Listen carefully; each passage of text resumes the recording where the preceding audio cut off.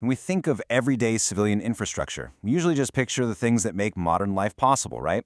Bridges, power grids, dams. But as we're going to dive into in this explainer, there's an absolutely massive paradox sitting in China right now. What happens when a piece of infrastructure, like the Three Gorges Dam, is so unimaginably massive and so critical that its destruction would literally be a civilizational catastrophe? Well, you end up with one of the most intensely defended plots of land on the planet. Okay, the contrast here is just stark. In theory, on paper, this is a purely civilian project. It generates power, it controls deadly floods, it helps with navigation. But in reality, it's a full-blown military fortress. We're talking permanently guarded by elite fighter squadrons, heavy missile systems, and highly advanced electronic warfare units. You really have to ask yourself, why on earth is a hydroelectric dam guarded like a nuclear weapons facility?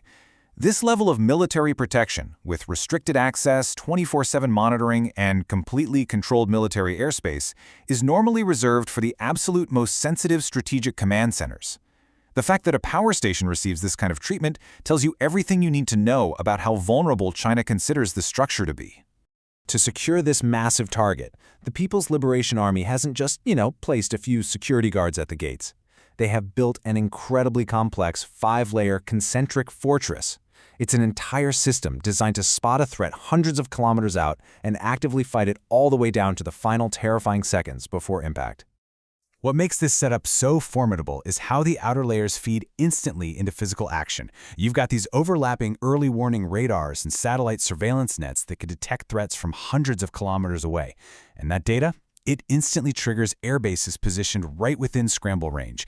J-10 and J-11 fighter jets are kept on extremely high alert, meaning they can launch in a flash to intercept fast-moving threats like stealthy incoming cruise missiles long before they even get close to the dam.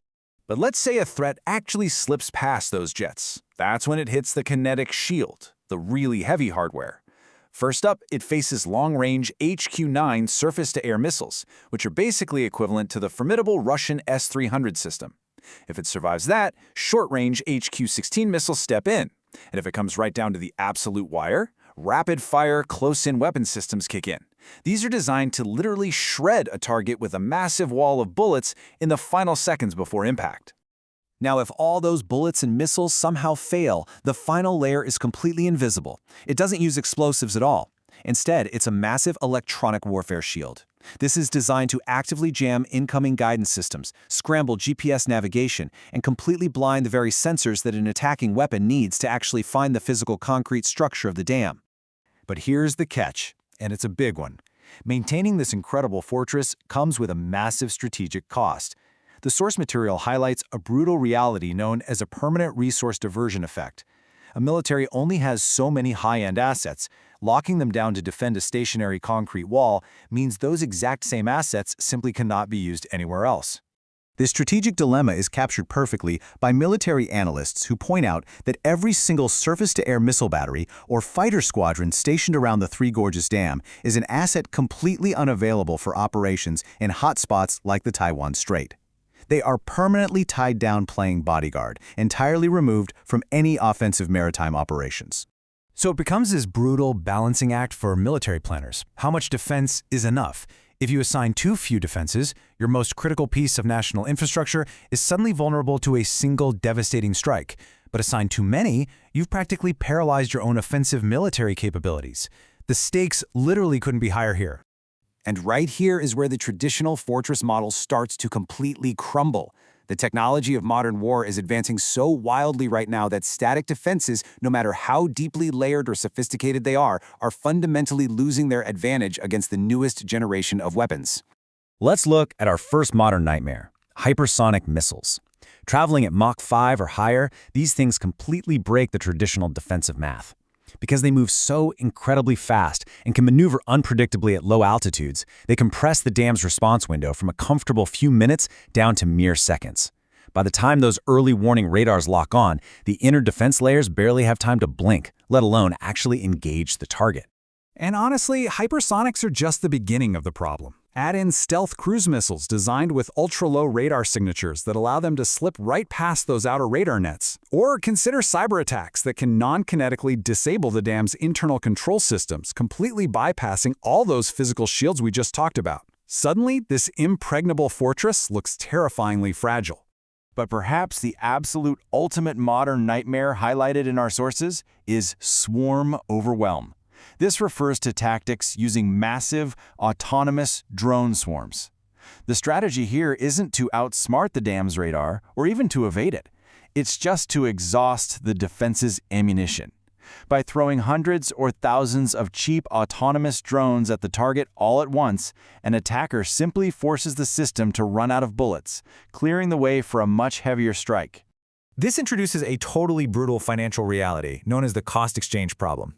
It's a huge optimization nightmare, very similar to what the US military has faced defending assets in places like the Strait of Hormuz. When you pit incredibly cheap, mass-produced offensive drone technology against highly complex, wildly expensive interceptors, the real question becomes, who actually wins the financial war of attrition?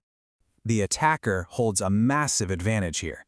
An autonomous drone used in one of these swarm tactics might only cost the attacker roughly $20,000 to build and launch. In the realm of military budgets and advanced warfare, 20 grand is absolute pocket change. But look at the agonizing reality for the defender on the other side of that equation. To guarantee that cheap $20,000 drone is actually destroyed before it hits the dam, you have to fire a highly sophisticated interceptor missile. One of those HQ-9 interceptors we mentioned earlier, that can easily cost upwards of $5 million a pop. When you're dealing with autonomous swarms, the math simply does not work for the defender.